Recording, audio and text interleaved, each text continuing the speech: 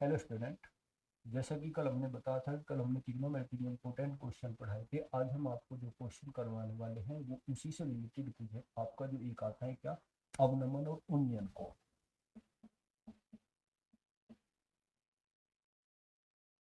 अवनमन और आपका उन्नयन से संबंधित, जिसको हम क्या कहते हैं, ऊंचाई और दूरी वाला।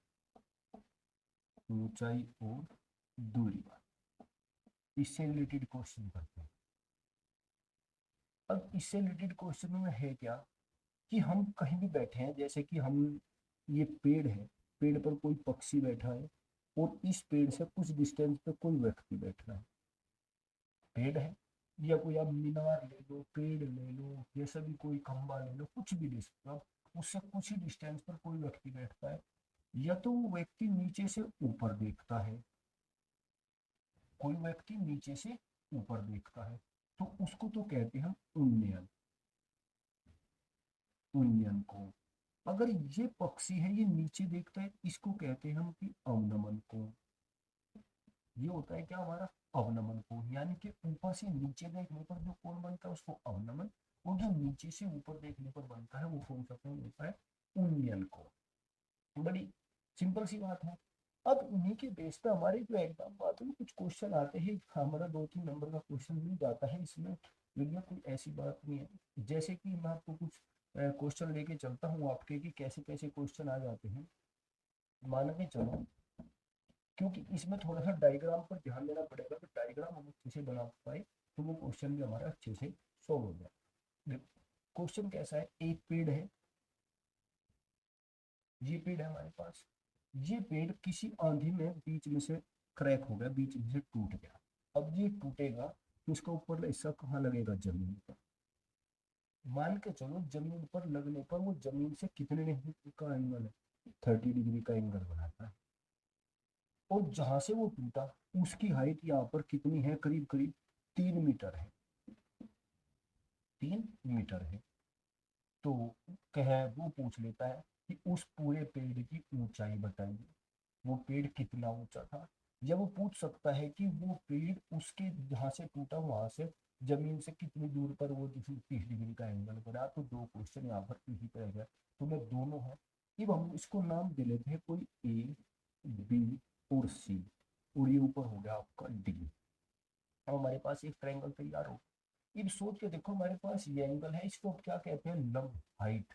हमें क्या चाहिए, हमें चाहिए हाइपोटेन्यूज। क्योंकि जब हम इसमें ये जोड़ देंगे तो हमारी पूरी पेड़ की लंबाई आ जाएगी।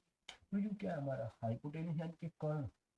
तो लंब में और कर्ण के बीच में यदि आप ट्रिग्नोमेट्री फ्रैक्शन पढ़ते हैं तो किस किस के बीच संबंध आता है, वो आता है, यानी कि त्रिभुज ए बी सी में sine theta equal to A B upon A C. तो यू कितना है, साइन 30। ए बी हमारे पास 3, ए सी कितना, ए सी हमें निकालना है, और साइन 30 की वैल्यू कितनी, 1/2। तो 3/AC, तो ए सी इक्वल टू कितना हो गया, 3 × 2 = 6 मीटर। तो यू कितना आ गया हमारे पास, यानी कि ए सी हमारे पास कितना आ गया 3, और ए सी किसके बराबर है, डी ए के। तो पेड़ की ऊंचाई है हमारे पास ए सी प्लस के ए बी, 6 + 3, इसलिए 9 मीटर। एक क्वेश्चन का तो सॉल्यूशन है। अब वो दूसरा क्वेश्चन क्या पूछ सकता है, वो दूसरा क्वेश्चन पूछता है कि इसकी कि ये कितनी दूर डिस्टेंस है। अब देखो, ये तो आप सिंपल सी बात है, हमारे पास ये 9 आ गया, ये 3 आ गया। ये तो आपकी सिंपल सी बात है कि आप क्या लगाओ, पाइथागोरस थ्योरम लगाओ, कर्ण का वर्ग इक्वल टू लंब का वर्ग जमा आधार का वर्ग से निकाल लो। लेकिन अगर ये क्वेश्चन ना उसने ऐसे दिया होता, तो वो ये क्वेश्चन ना देकर उसने क्या करता हूँ, ये क्वेश्चन नहीं दिया अब उसने। अब हमारे से ये नहीं बनवाई। अब हमसे सिर्फ क्या पूछ रहा, हमसे सिर्फ वो पूछते हैं कि यही ये निकालनी है। सिंपल सी बात है, इसी ट्रायंगल में ये लंब और ये आधार, लंब और आधार के बीच किसकी रिलेशनशिप, टेन की रिलेशनशिप। यानी कि ट्रायंगल ए बी सी में tan 30 equal to A B upon B C. tan 30 की वैल्यू कितनी, 1/√3। ये 3 BC, इसलिए BC बराबर 3√3 मीटर। या तो आप क्वेश्चन को यहीं पर छोड़ दो, हमारे इनके बीच की डिस्टेंस कितनी आ गई 3, या √3 की वैल्यू रख दो। 3 मल्टीप्लाई 1.732 6 9 1 और 5 हमारी इतने मीटर हो जाएगी। इस तरह के क्वेश्चन लगभग सभी क्वेश्चन आपके इसी तरह के आते हैं। कैसे? जैसे कि आपको कोई और क्वेश्चन ले लेते हैं, किसी क्वेश्चन में वो कहता है, देखो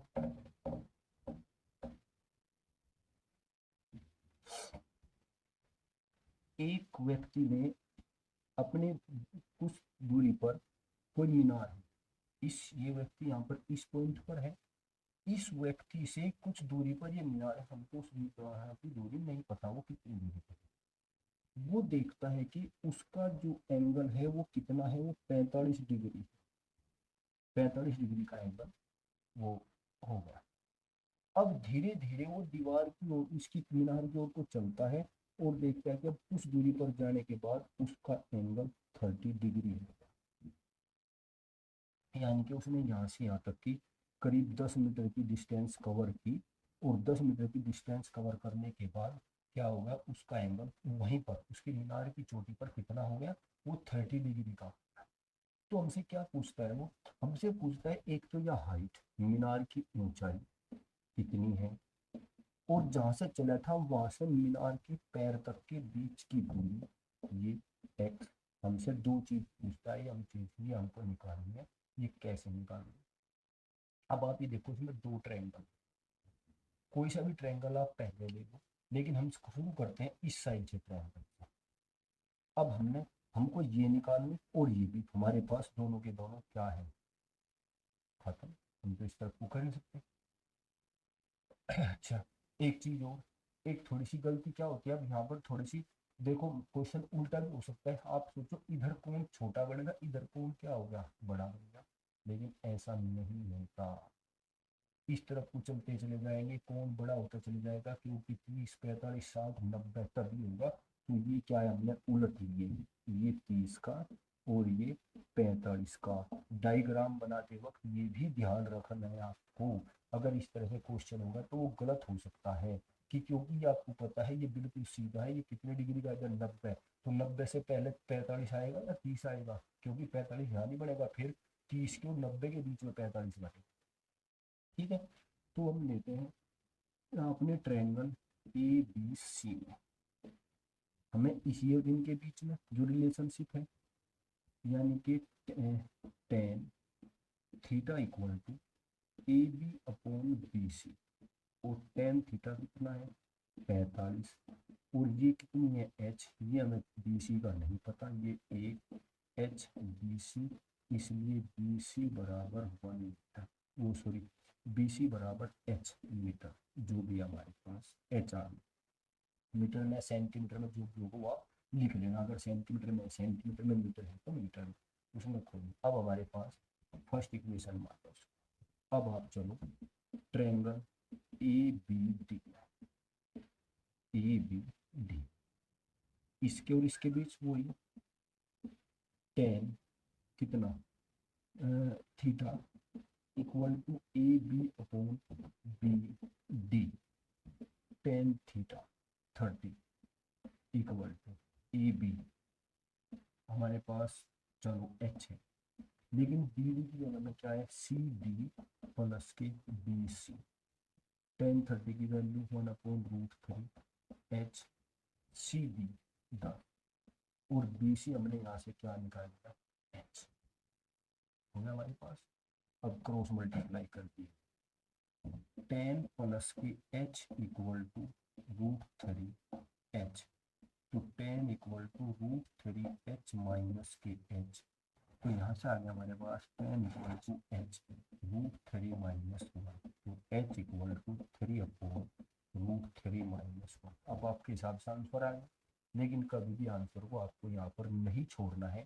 अगर जब नीचे रूट में आ जाए तो हम उसका क्या कहते हैं, रेशनलाइजेशन करना है, यानी कि हर का परमीकरण हमको करना है। और हर का परमीकरण कैसे करेंगे, √3 + 1 की मल्टीप्लाई टेन +1 अपॉन √3 का स्क्वायर और -1 का स्क्वायर। ठीक, तो थोड़ा सा यहाँ पर हमारे पास हो गया 10 √3 +1 अपॉन 3 - 1। तो 3 - 1 कितना आ गया हमारे पास 10 √3 +1 अपॉन 2, 2 5 या 10। आप यहाँ पर छोड़ सकते हो या तो यहाँ पर छोड़ दे। अगर यहाँ पर अच्छा नहीं लग रहा तो क्या करो 5 1.732 +1, क्योंकि √3 की वैल्यू एक है। हमारे पास आप 5 × 2.732, 5 2 या 10, 16, 36, 3 5 203 13। फिर हमको ये इतने मीटर उसकी जो हाइट ये थी। अब हाइट ये आ गई। अब देखो कहीं इसमें BC कितना है। जब BC हमारे पास h थी तो इसका मतलब ये भी इतनी है और ये भी हमारे पास इतनी है। तो इसको हम प्लस कर दो, यानी कि B और D जो हो रहा है कितना 13.660 और प्लस के 10, तो कितनी आ गई 23.660 मीटर। क्लियर। तो मैं समझता हूँ कि आपका इस तरह से ये क्वेश्चन हो जाना चाहिए। ठीक है, कल हम आगे और